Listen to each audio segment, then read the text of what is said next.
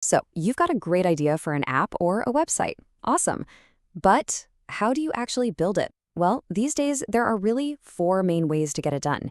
Each one has its own pros and cons when it comes to speed, how much control you have, and of course, how much you need to know about coding. So, let's break down all four of them. Here's the thing that's super interesting. It doesn't matter which path you go down. I mean, you could be handcrafting every single line, using a pro toolkit, telling an AI what to do, or just dragging and dropping some boxes around. They all end up in the exact same place. The final result? It's always code. That code is the DNA of your app. It's what your users actually see and touch. Okay, first up, let's start with the let's call it the hardcore path. This is pure programming, building everything from the ground up. We're talking absolute scratch. And when we say vanilla coding, we really mean it. The developer is on the hook for everything. They're writing the logic for navigation, for how data gets handled, for every little animation. They're setting up the connections to other services and building all the security from scratch. There are no shortcuts here, no pre-made parts. It's all you. So what's the trade-off? Well, it's pretty stark. The huge plus is that you get total maximum control. We're talking every single pixel, every little process. This can give you the absolute best performance possible. But the flip side is a massive time commitment, a ton of maintenance work down the line, and yeah, you're personally responsible for every single bug and feature.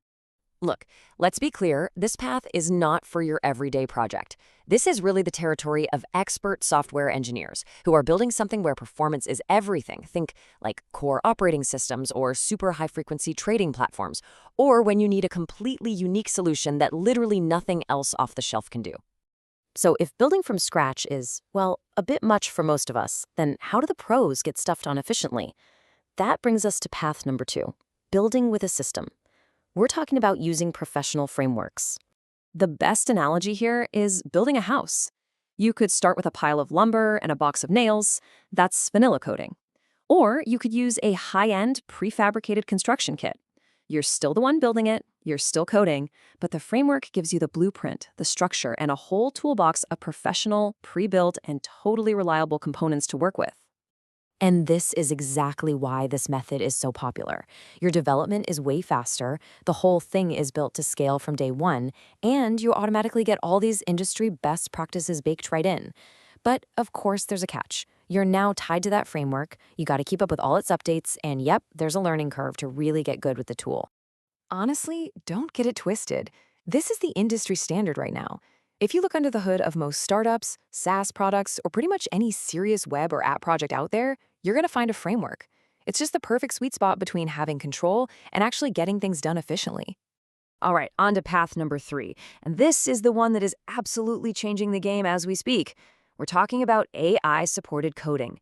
Think of it as putting a jet engine on your development process. So the way you work completely changes here. Instead of typing out code line by line, you just describe what you want in plain English. You can literally tell an AI, hey, build me a landing page with a login form and a dashboard for users. And then boom, the AI spits out the code, the HTML, the JavaScript, all of it, to make that a reality. The speed you can move at with this is just mind-blowing. It's absolutely perfect for getting a prototype up and running fast, but, and this is a big but, it comes with a major warning sticker. The quality of the code the AI generates can be all over the place. If you can't actually read and understand what it gave you, and you can't debug it when it breaks, you are playing with fire. And this is probably the single most important thing to understand about this path. AI is not here to replace developers. It's here to supercharge them. It's a force multiplier. For founders, product managers, or any developer who already knows their stuff, it's an incredible tool to build and test ideas at a speed we've just never seen before. Which leads us to our fourth and final path. This is the one that makes a pretty bold promise. What if you didn't have to see a single line of code at all? Let's talk about visual toolkits, or no code. With these no-code and low-code platforms, you're basically an architect, not a coder. You build your app visually. You're dragging and dropping buttons and forms, you're connecting workflows with lines and arrows, you're designing the whole thing in a graphical interface.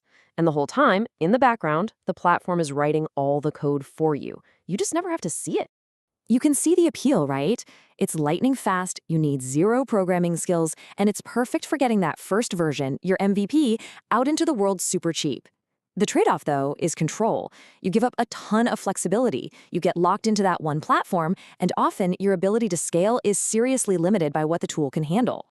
So, where does this shine? Well, it's a fantastic fit for some very specific things. A small business that just needs a great looking website, a marketing team that needs to spin up landing pages all the time, or a company that wants to build a simple tool for internal use. It's also perfect for a founder who just wants to test an idea without spending a fortune on a development team. Okay, so there you have it. 4 different paths from pure code all the way to pure clicking. The big question now is which one is right for you? How do you make that strategic call for your specific project? This table really lays it all out, doesn't it? It lets us compare everything side by side. And you can see that clear pattern, that trade-off we've been talking about. As the need for technical knowledge goes down, your speed goes way, way up. But what do you give up? Control and usually scalability.